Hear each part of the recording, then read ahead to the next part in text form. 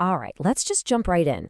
Companies are throwing billions, and I mean billions of dollars at artificial intelligence. But there's this massive disconnect between all that spending and the actual real-world results. So in this explainer, we're going to break down exactly why so many of these AI projects are falling flat, and we'll lay out a whole new playbook for how to actually succeed. So, first things first, let's get the lay of the land. AI adoption isn't just growing, it's absolutely exploding. A recent McKinsey survey found that 88% of organizations are now regularly using AI in at least one business function. So, yeah, this isn't some fringe tech anymore, right? It's basically becoming standard practice. But, and this is a huge but, here's where the story takes a sharp turn.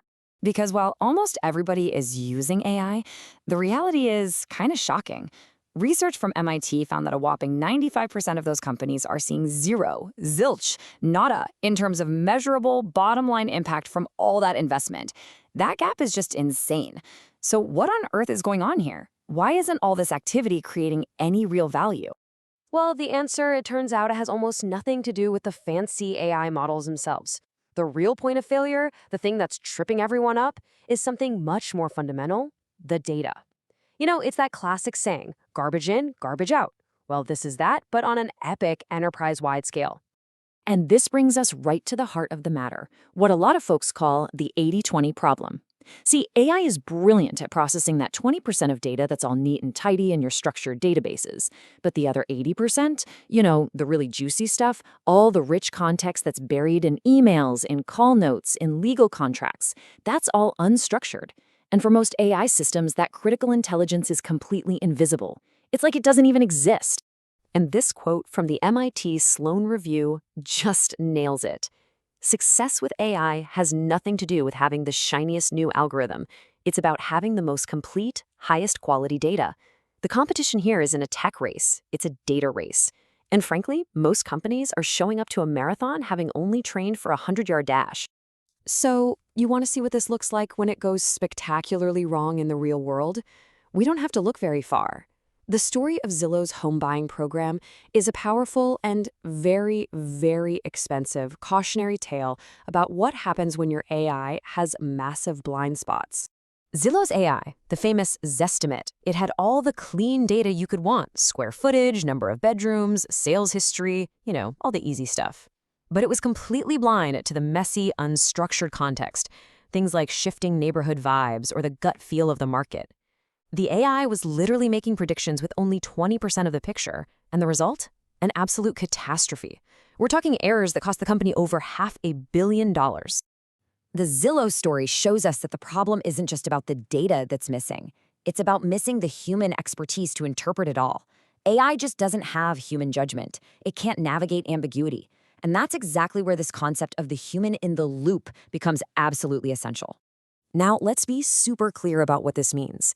Human in the loop, or HITL, isn't about a person just checking the AI's homework. No, it's a true partnership.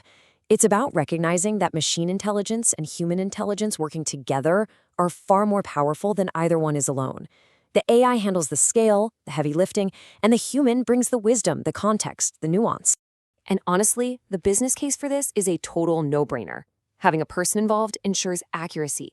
It helps slash the kind of costly bias that can totally wreck your brand. And it provides all that crucial context the AI just can't get. Think of it as the safety net, the quality control that turns a powerful tool into one you can actually trust. Okay, so we've diagnosed the problem. It's incomplete data and a lack of that human-machine collaboration. So now, let's talk solutions. What are the top 5% of companies, the ones actually getting a real return on AI?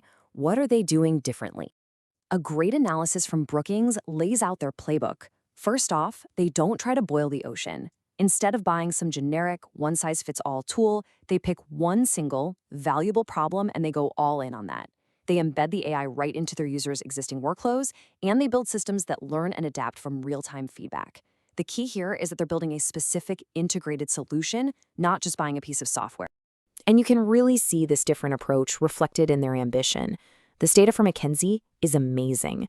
It shows that AI high performers are over 3 times more likely to be aiming for transformative change.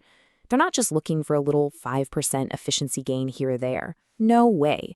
They're using AI to fundamentally redesign how their entire business operates. And that ambition is what brings us to our final section. Because this isn't just about improving your internal processes. AI is fundamentally rewriting the external rules of competition. The old strategic playbooks that have guided businesses for decades, they're becoming seriously outdated and fast. For years, if you studied business, you learned Porter's 5 forces to analyze your competition. But in the age of AI, that playbook is incomplete. We have to add 2 powerful new forces to that list. First, the threat of partnerships, like OpenAI and Microsoft teaming up and instantly challenging Google.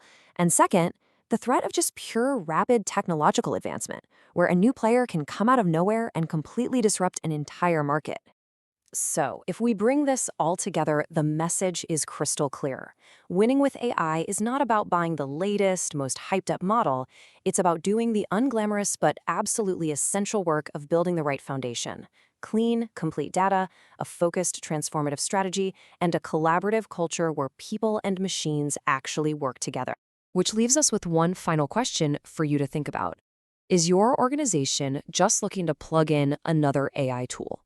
Or is it truly ready to build the foundation that's required for a full AI transformation? Because the answer to that question will probably determine whether you end up in the 95% that fail or the 5% that succeed. Thanks for watching. If you found this helpful, hit the subscribe button and turn on your notifications so you don't miss future videos on AI, productivity, and smarter workflows. Also, I'd love to hear what's working for you. Leave a comment below if you're already using AI in your workflow or have some questions.